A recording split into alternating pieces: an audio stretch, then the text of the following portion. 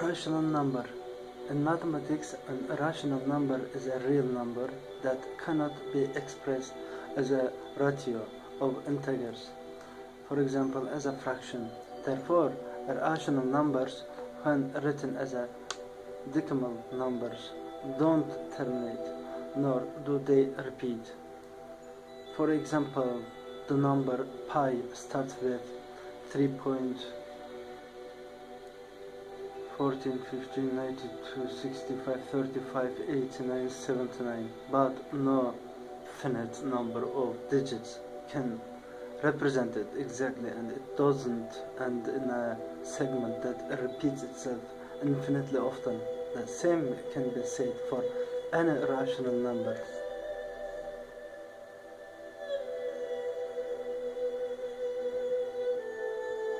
As a consequence of Cantor's proof that the real numbers are uncountable, that the rationals are countable, it follows that almost all real numbers are irrational.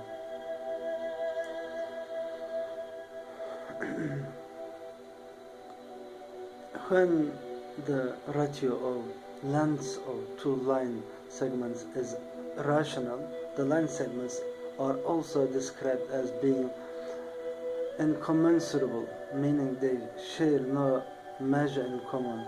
Numbers which are irrational include the ratio pi of a circle's circumference to its diameter, Euler's number E, the golden ratio phi,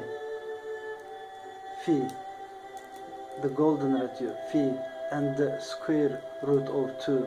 In fact, all square roots of natural numbers other than of perfect squares are irrational.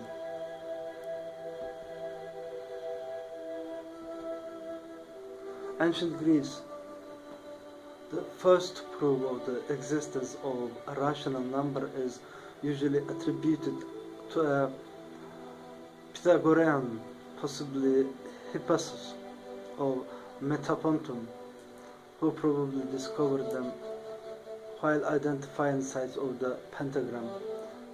The then current Pythagorean method would have claimed that there must be some sufficiently small, indivisible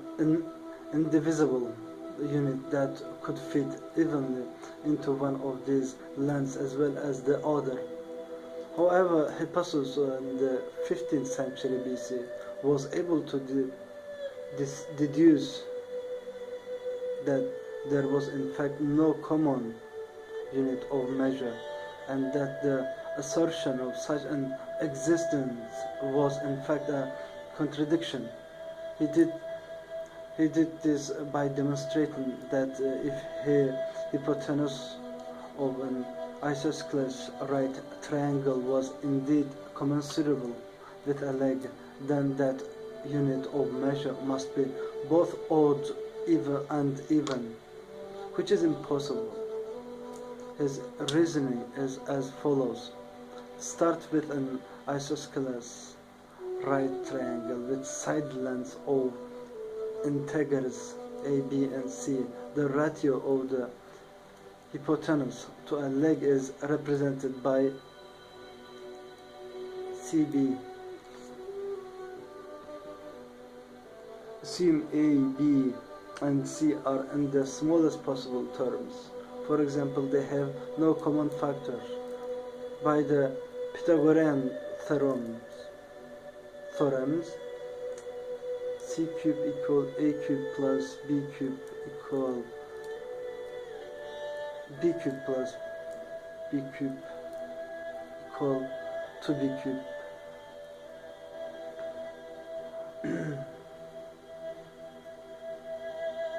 Since the triangle is isosceles, a equal b, since c cube equal 2b cube, c cube is divisible by 2 and therefore even. Since c cube is even, c must be even. Since c and b have no common factors and c is even, b must be odd. If b were even, b and c would have a common factor of 2. Since c is even, dividing c by 2 yields an integer. Let y be this integer, c equal 2 yields. Squaring both sides of c equal 2 yields, c cube equal 2 yields cube, or c cube equal 4 yields cube. Substituting 4 yield cube for c cube in the first equation, c cube equal 2b cube gives us 4 yield cube equal 2b cube.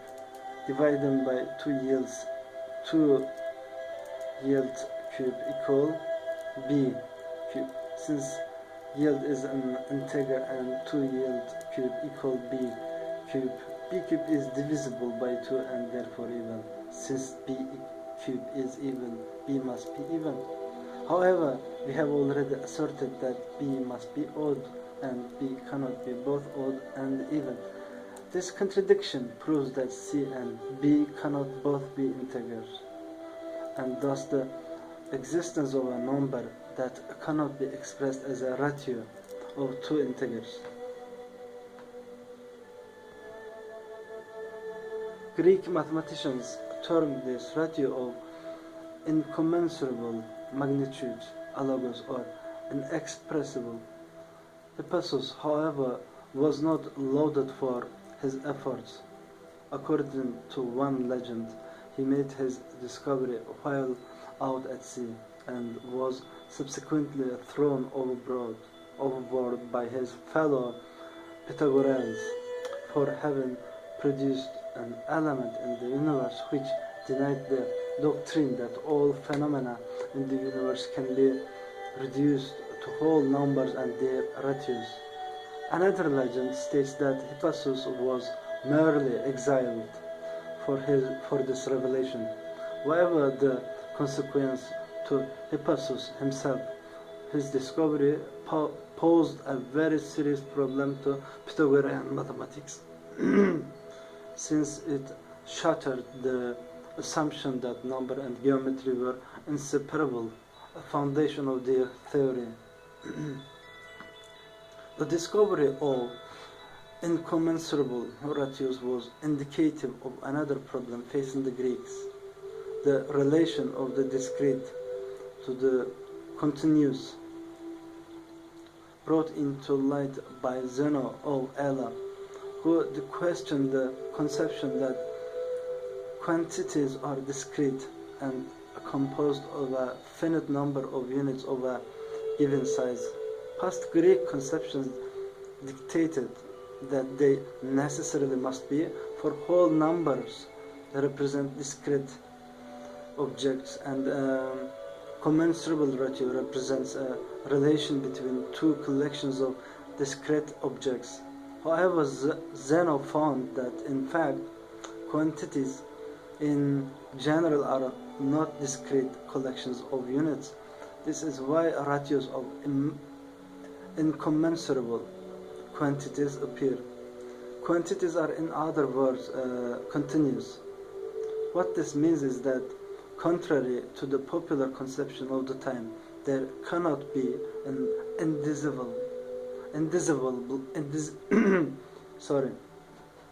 there cannot be an indivisible smallest unit of measure for any quantity. That in fact these divisions of quantity must necessarily be infinite. For example, consider a line segment. This segment can be split in half, that half split in half, the half of the half in half, and so on. This process can continue infinitely, for there is always another half to be split. The more times the segment is halved, the closer the unit of measure comes to zero, but it never reaches exactly zero.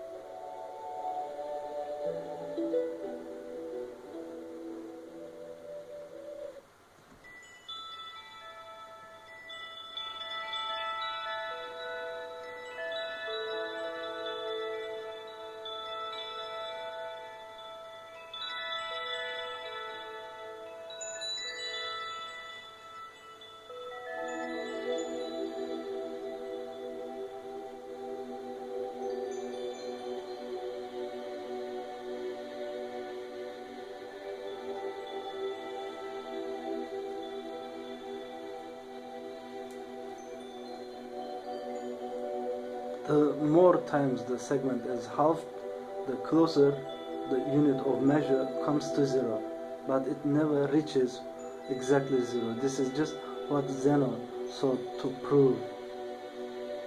He sought to prove this by formulating 4 paradoxes, which demonstrated the contradictions inherent in the mathematical thought of the time, while Zeno's paradoxes accurately demonstrated the deficiencies. While Zeno's paradoxes accurately demonstrated the deficiencies of current mathematical conceptions, they were not regarded as proof of the alternative in the minds of the Greeks. Disproving the validity of one view didn't necessarily prove the validity of another, and therefore further investigation had to occur.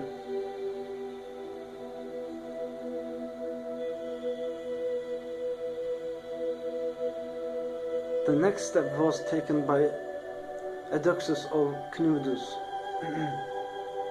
The next step was taken by Eudoxus of Cnidus, who formalized a new theory of proportion that took into account commensurable as well as incommensurable quantities. Central to his idea was the distinction between magnitude, that number A. Magnitude was not a number but stood for entities such as line segments, angles, areas, volumes, and time, which could vary, as we would say, continuously. Magnitudes were opposed to numbers, which jumped from one value to another, as from 4 to 5.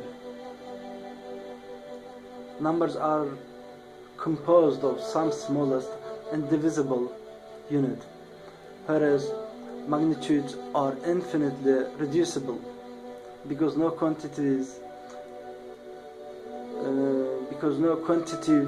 values were assigned to magnitudes.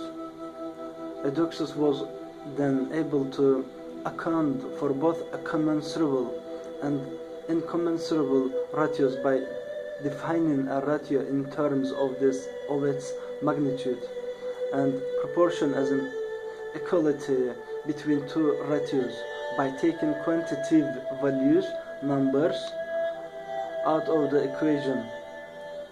He avoided the trap of having to express in irrational numbers. He avoided the trap of having to express an irrational number as a number. Eudoxus' theory enabled the Greek mathematicians to make tremendous progress in geometry by supplying the necessary logical foundation for incommensurable ratios. This incommensurability is dealt with in Euclid's Elements, Book 10, Proposition G, Proposition 9.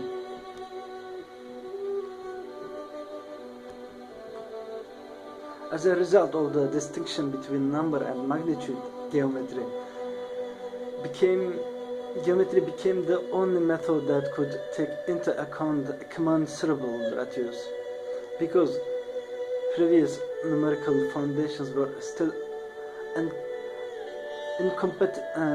incompatible with the concept of incommensurability. Greek focus shifted away from those numerical conceptions such as algebra and focused almost exclusively on geometry. In fact, in many cases, algebraic conceptions were reformulated into geometrical terms. This may account for why we still conceive of x cube or x triangle as x squared and x cubed instead of x second power and x third power. Also crucial to Zeno's work with incommensurable magnitudes was the fundamental focus on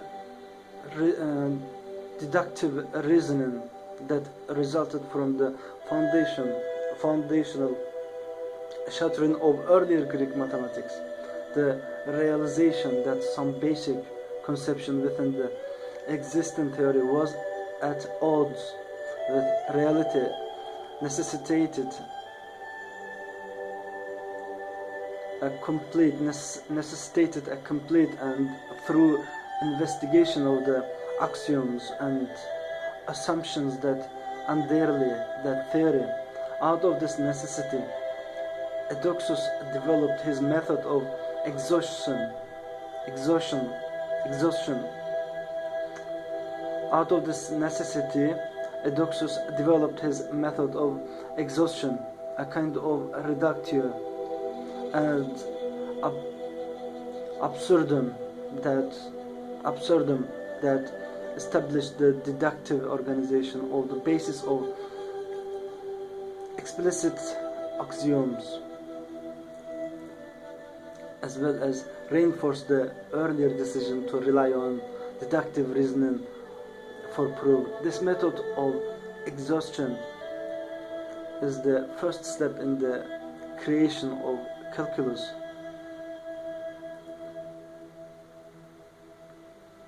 Theodorus of Crane proved the rationality of the search of whole numbers up to 17, but stopped there, probably because the algebra he used couldn't be applied to the square root of 17.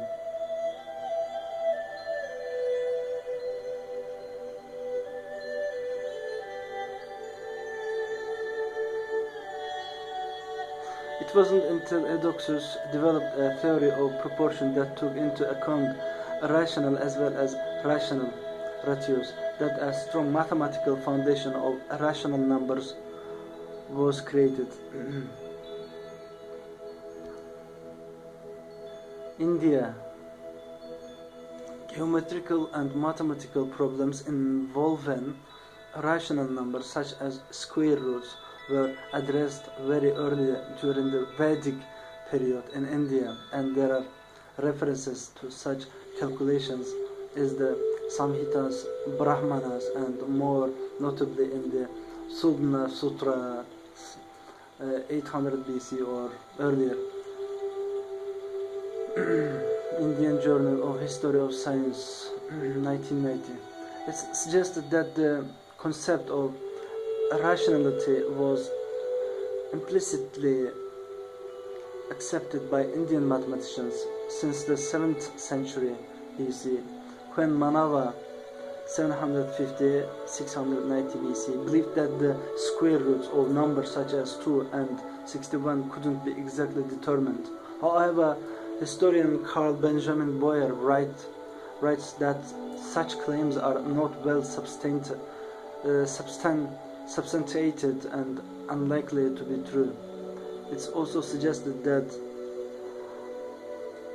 Aryabhata 5th century AD, in calculating a value of pi to 5 significant figures, used the word asana, approaching to mean that not only is this an approximation, but that the values are incommensurable or irrational. Later in their treatises,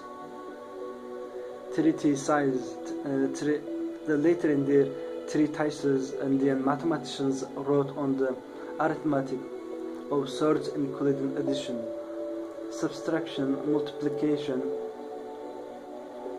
rationalization, as well as separation and extraction of square root.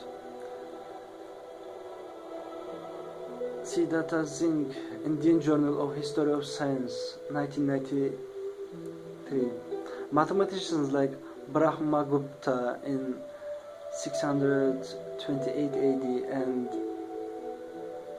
Bhaskara in 1629 AD made contributions in this area, as did other mathematicians who followed. In the 12th century, Bhaskara Bashkara II evaluated some of these formulas and critiqued them, identifying their limitations.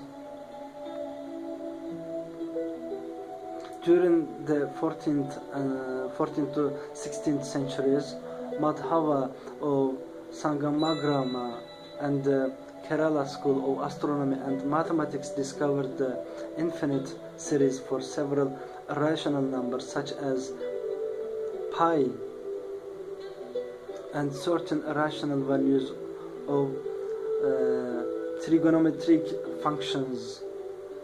Just how Deva provided proofs for this infinite series in the Yuktibasha.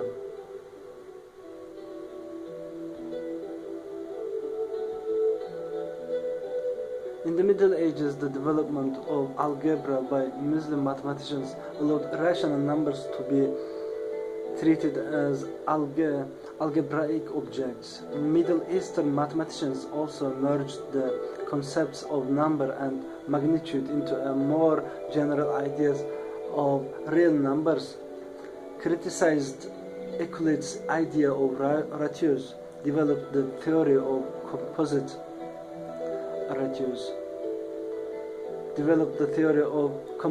ratios, and extended the concept of number to ratios of continuous magnitude.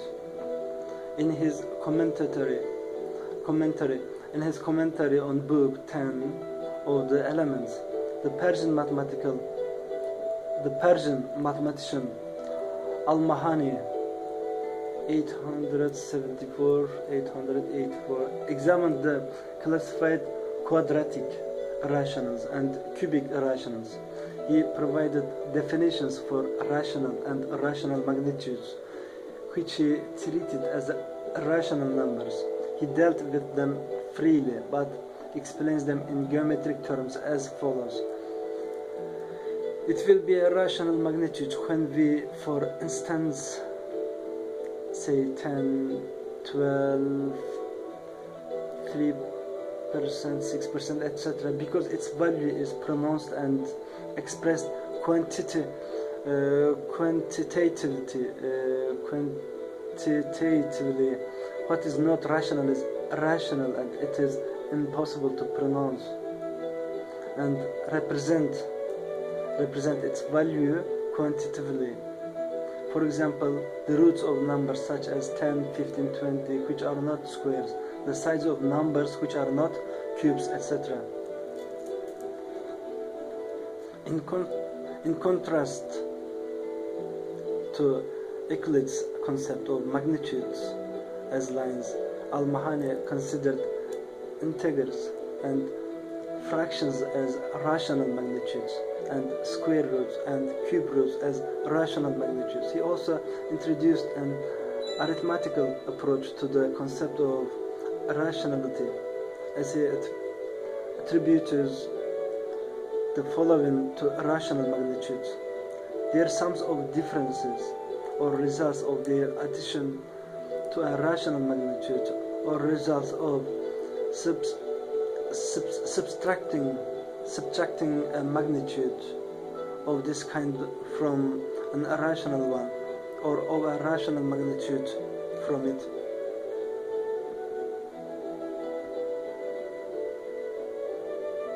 The Egyptian mathematician Abu Kamil Shuja ibn Aslam 850-930 was the first to accept rational numbers as solutions to quadratic equations, or as coefficients in an equation, often in the form of square roots, cube roots, and fourth roots.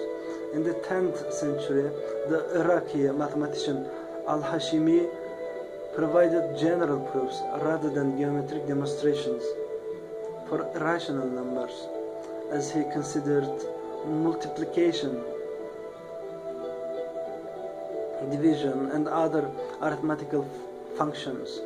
Iranian mathematician Abu Ja'far al-Khazan 971 provides a definition of rational and irrational magnitudes, stating that if a definite quantity is contained in a certain given magnitude once or many times, then this given magnitude corresponds to a rational number each time when this later magnitude comprises a half or a third or a quarter of the given magnitude of the unit, or compared with the unit comprises 3, 5 or 3/5. It's a rational magnitude, and in general each magnitude that corresponds to this magnitude, for example to the unit, as one number to another is rational. If however a magnitude cannot be represented as a multiple parts or parts of a given magnitude, it is rational. For example, it cannot be expressed other than by means of roots.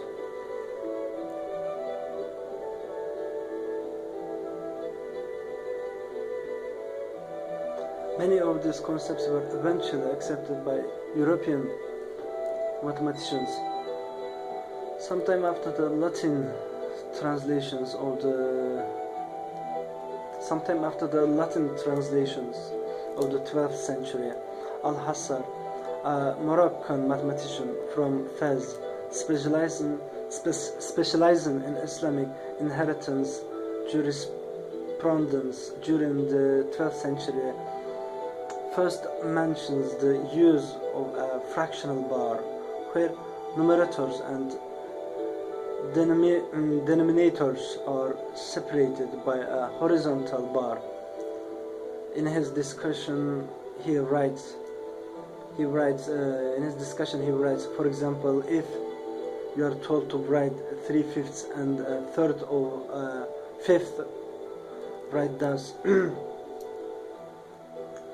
This same fractional notation appears soon after in the work of Leonardo Fibonacci in the 13th century, modern period. The 17th century saw imaginary numbers become a powerful tool in the hands of Abraham de Moivre and especially of Leonhard Euler. The completion of the theory of complex numbers in the 19th century entailed the differentiation of rational into algebraic and transcendental numbers. The proof of the existence of transcendental numbers and the resurgence of the scientific study of the theory of rationals, largely ignored since Euclid. The year 1872 saw the publication of the theories of Karl Weierstrass.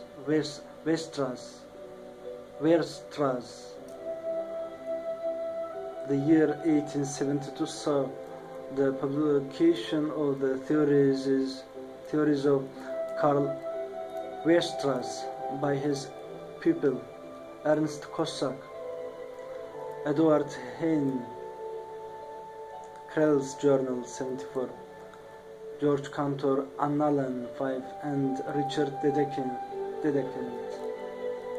Murray had taken in 1869 the same point of departure as Hein, but the theory is generally referred to the year 1872, where Weierstrass' method has been completely set forth by Salvatore Pincherle in 1880, and Dedekind has received additional prominence through the author's later work, 1888, and the endorsement by Paul Tannery, 1894. Weierstrass, Cantor, and Hein based their theories on infinite series while Dedekind found his on the idea of a Schnitt in the system of real numbers, separating all rational numbers into two groups having certain characteristic properties. The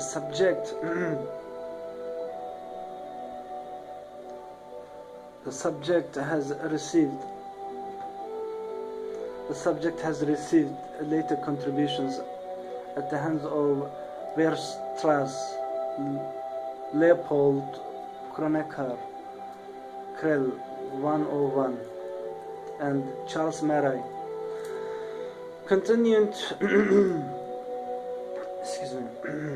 Continued fractions, closely related to rational numbers and due to Cadaldi 1613, received attention at the hands of Euler, and at the opening of the 19th century were brought into prominence through the writings of Joseph Louis Lagrange.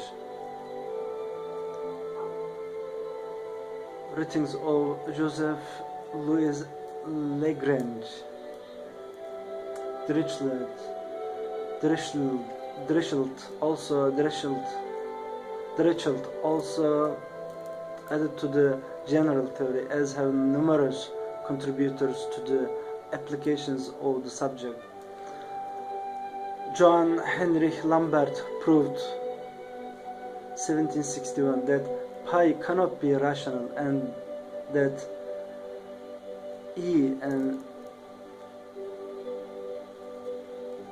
Johann Heinrich Lambert proved 1761 that pi cannot be rational, and that E is rational if n is rational unless n equals 0.